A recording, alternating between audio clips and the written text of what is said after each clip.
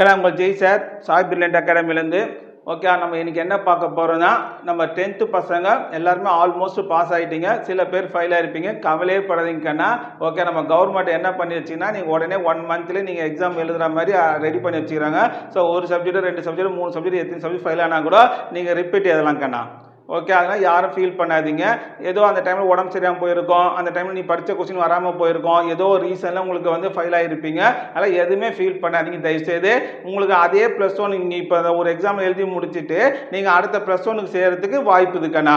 எல்லா ஸ்கூல்லையுமே சீட் எடுத்து வைப்பாங்க, அதெல்லாம் கவலைப்படாதீங்க. ஓகே, சீட்டு கிடைக்குமா கிடைக்காதா, +1 சேர முடியுமா சேர முடியாதா ஃபீல் பண்ணாதீங்க.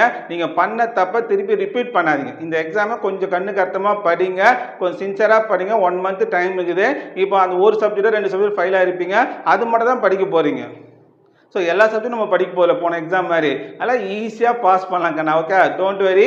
ஸோ எல்லாருமே நல்லபடியாக பண்ணுங்க, கொஞ்சம் ஹார்ட் ஒர்க் பண்ணி செல்ஃபி. ஏன்னா நீங்கள் தான் அடிபட்டுக்கிறீங்க வாழ்க்கையில், உங்களுக்கு அந்த அடியை பற்றி இப்போ உங்களுக்கு தெரிஞ்சுட்டுக்கும். ஓகே, ஆனால் இனிமேல் நீங்கள் வந்து நல்லா இன்னும் பெரிய லெவலாக போய்ங்க. இன்னொரு பெனிஃபிட் இருக்குண்ணா, உங்கள் ஃப்ரெண்டை விட நீங்கள் அதிகமாக மார்க் எடுக்க டோட்டல் இன்க்ரீஸ் பண்ணுறதுக்கு ஒரு வாய்ப்பு இருக்குண்ணா. அப்படி நினச்சிங்க இதை.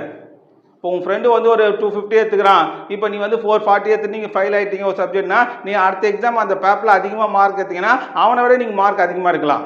புரியுதா நான் சொல்கிறது? ஸோ அதிகமாக போகுது, ஒரு இம்ப்ரூவ்மெண்ட்னு வச்சுங்க. ஒரு மார்க் வந்து இன்னும் இன்க்ரீஸ் பண்ணுறதுக்கு ஒரு வாய்ப்பு வந்து கவர்மெண்ட் கொடுத்துறாங்க. அப்படி பாருங்கள். ஸோ ஃபெயில் ஆகிட்டுன்னு நினைக்காதீங்க. ஸோ டோட்டல் வந்து அதிகப்படுத்தலாம்க்கன்னா உங்களுக்கு ரொம்ப யூஸ்ஃபுல்லாக தான் இருக்கும், தவிர எதுவும் தப்பாக போகாது. ஸோ யாருமே எதுவுமே பற்றி ஃபீல் பண்ணாதீங்க, அதெல்லாம் வேறு கண்டதெல்லாம் யோசிக்காதீங்க. தயவுசெய்து யோசிங்க. அப்பா அம்மா வாழ்க்கையில் முக்கியம். உங்களுக்காக அவங்க இருக்கிறாங்க, அவங்களுக்காக நீங்கள் வாழுங்க.